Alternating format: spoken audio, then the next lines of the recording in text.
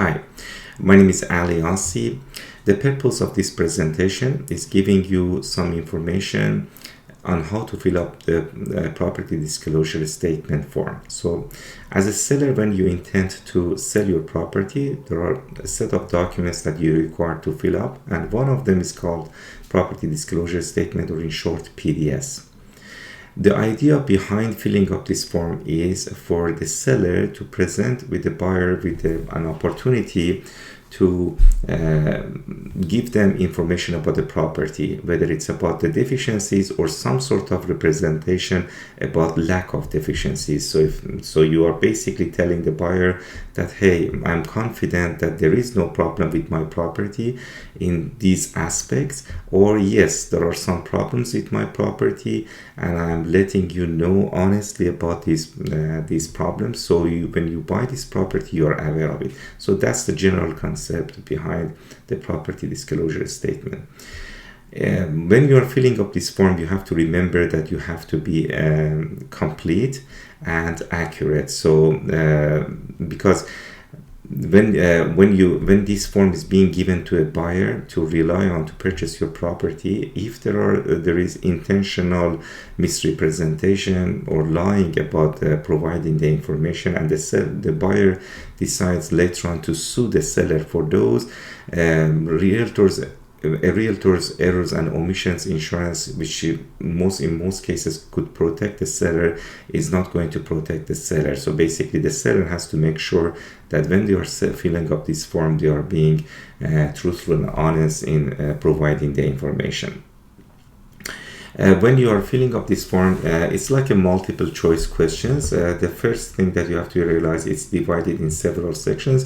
This particular PDS is for detached properties. For the attached property, for the strata, there are some additional sections, but the general concept is the same thing that I'm explaining here.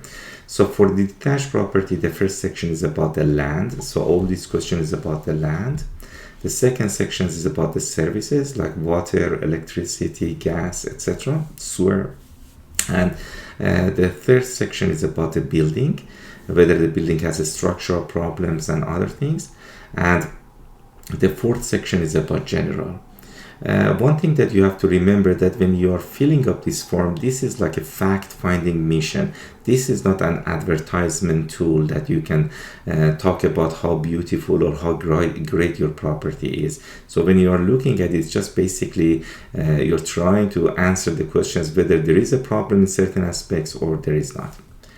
The other thing that I have to mention is that the format of this form. So it's a multiple choice like questionnaire. So for instance, for this first question, as you can see on top, it says yes, no, do not know, does not apply. And as you can see, some rectangles, they are white, which means that there are possible choices. And some of them are grayed out. When a rectangle is grayed out, you cannot put your initial there. So for this question, you cannot say do not know or does not apply. You have to say yes or no.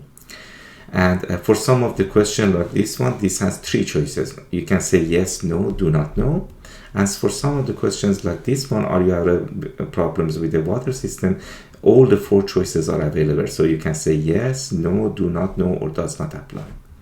So for instance, for this question, if you want to say yes, you put your initial here. If you want to say no, you put your initial here. In case there are more than one sellers, only one of the seller can put the initial here. So in case of a husband and wife, one of the spouses could put the initial here, and just fill up the form, either yes or no, and fill up the form.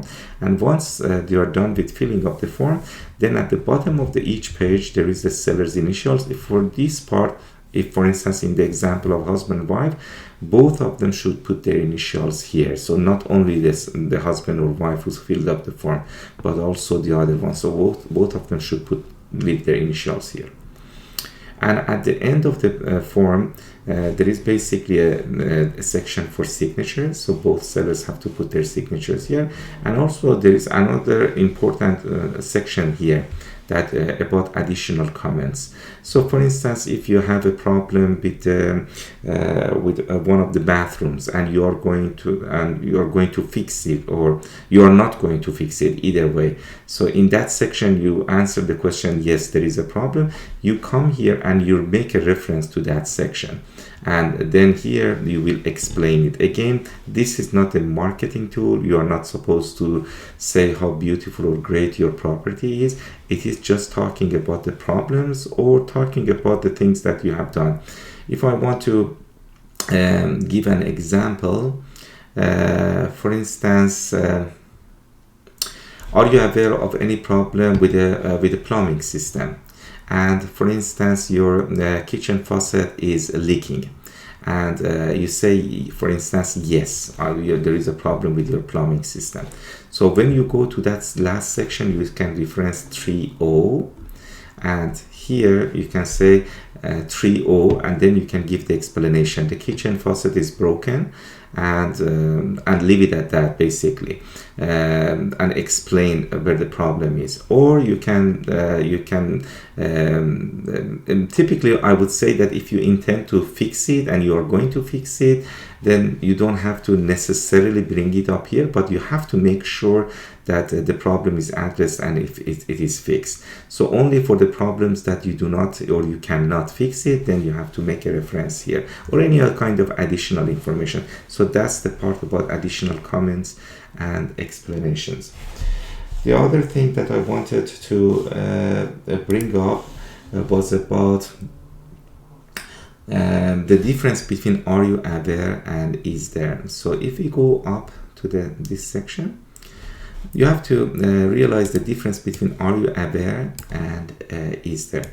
So basically, are you aware is much like a looser statement. If I want to, I'll give you an example. If I ask you, are you aware that yesterday was sunny in your area, for instance?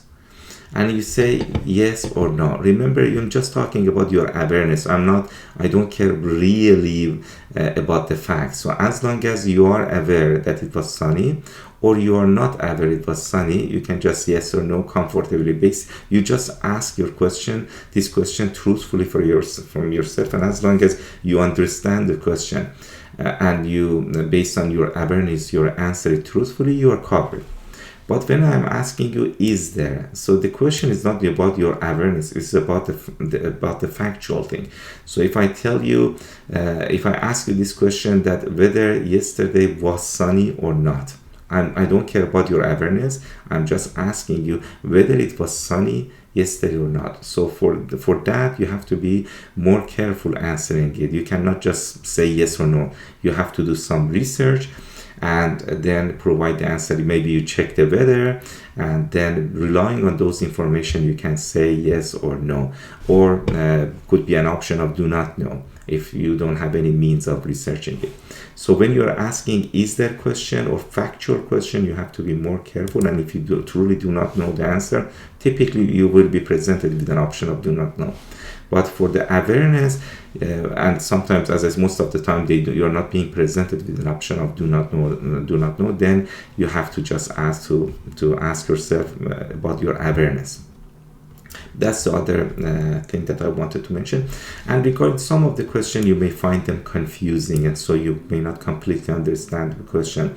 In that case, you can give me a call at 604-785-8900, or send me a text or whatever, and I will be more than happy to explain each question to you. The other resource that you have is that if you really want to understand the question through an independent means, you can just do a Google search and just take this expression and just copy and paste it and do a Google search and get some understanding about the question. Sometimes it's not a bad idea to look into your documents, and if you can find a copy of the property disclosure statement at the time you purchased the property and use that one as a cheat sheet. First of all, just review that thing and see what kind of information you were being presented when you purchased the property. Of course, keep in mind that you cannot rely on somebody else's presentation, and then, because for this particular form, when you sign it, when you are filling out, you are going to be personally liable. So you cannot say because somebody else lied to you, you just pass that misinformation to the next buyer.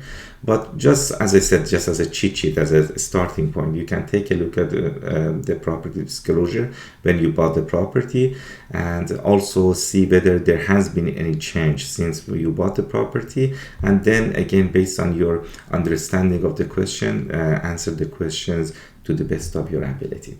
So I hope that that clarifies and answers your questions about how to fill up this form. And if you have any further questions, please feel free to contact me. Have a lovely day or evening whenever you're watching this clip. Thank you. Bye.